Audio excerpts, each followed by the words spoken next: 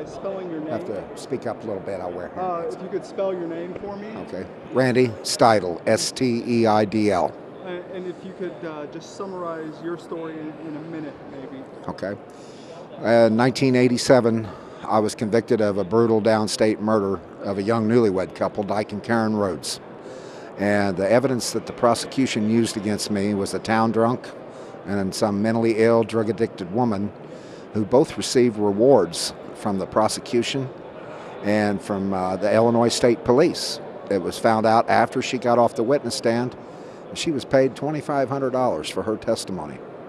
All of this fell on deaf ears through all my state appeals. There was just an exercise in futility. And I ended up with 2 execution dates over a period of 12 years, till finally the Illinois Supreme Court ruled that my attorney was ineffective at sentencing.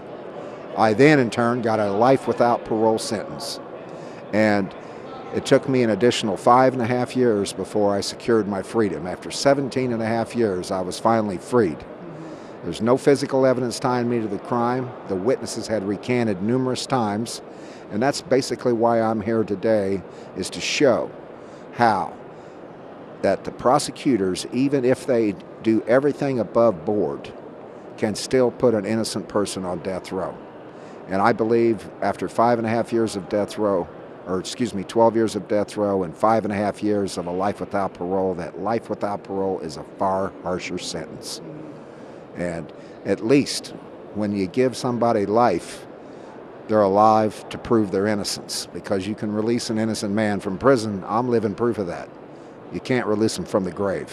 What would you say to proponents of the death penalty who say, in Illinois, who say, well, right now there's a moratorium, so we're not actually putting anyone to death right now.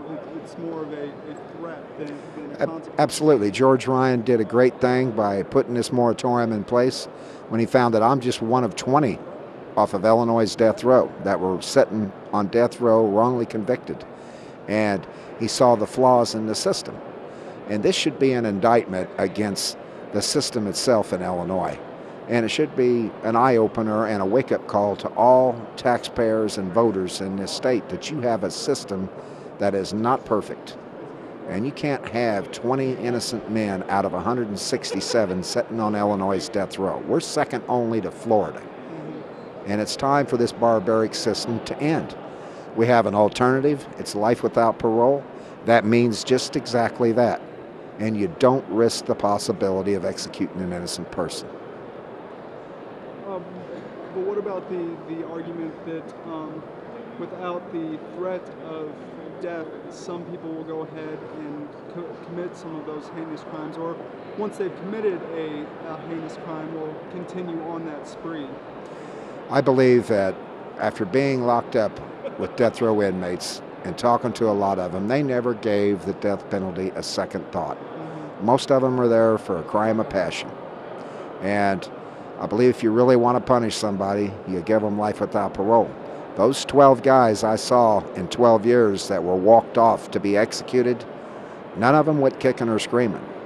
I couldn't understand that until after doing a couple years of my life without parole, because their mindset was, after decades in a prison cell, they were being released after 5 minutes on that gurney. And it had dawned on me when I was doing my life sentence that had they rolled that gurney by my cell a few different times, I would have buckled myself on it. That's how miserable life without parole is. And I believe that the death penalty is not a deterrent. Aggression breeds aggression. 35 states that have the death penalty right now have a higher murder rate than the states without the death penalty. And I believe that, an eye for an eye just makes the whole world blind. The death. And when did you start your sentence, and when were you released? I started my sentence in August of '87, and I was released in May of 2004 after 6,305 days of wrongful imprisonment.